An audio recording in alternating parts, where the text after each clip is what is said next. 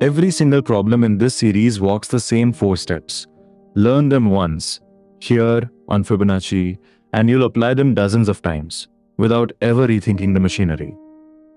The problem.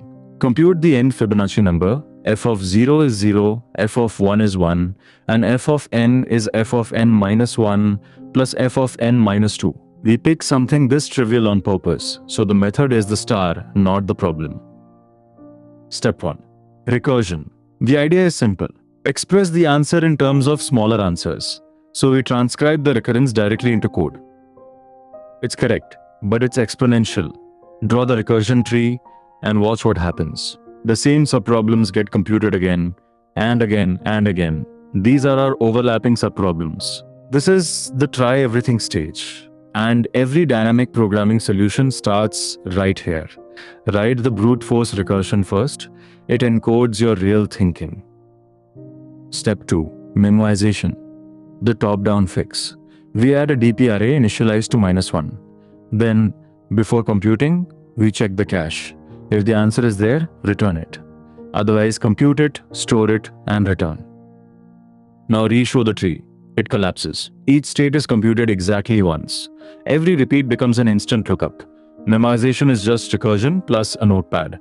Time is now order n, and space is order n for the array plus order n for the recursion stack. Step 3. Tabulation. The bottom-up version. We flip the direction. Instead of starting at n and diving down, we start from the base cases and build upward. No recursion, no stack.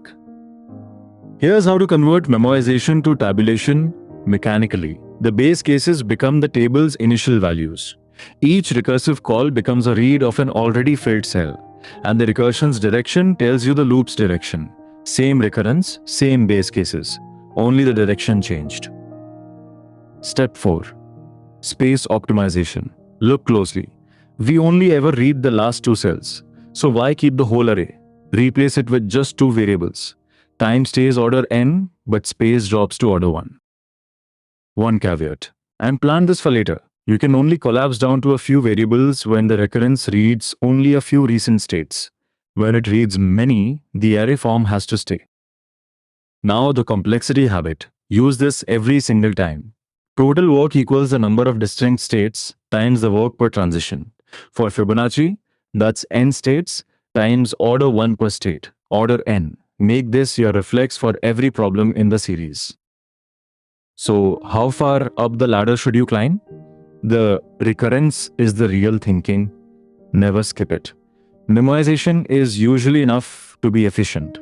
Tabulation removes recursion stack risk. And space optimization is the polish. Knowing all 4 lets you choose based on constraints and interview expectations. The takeaway. Memorize the shape, not any one solution. Recurrence to cache, to table, to shrink. This ladder is the spine of everything that follows. The method needs a state to run on. Next video, the single most important skill in dynamic programming.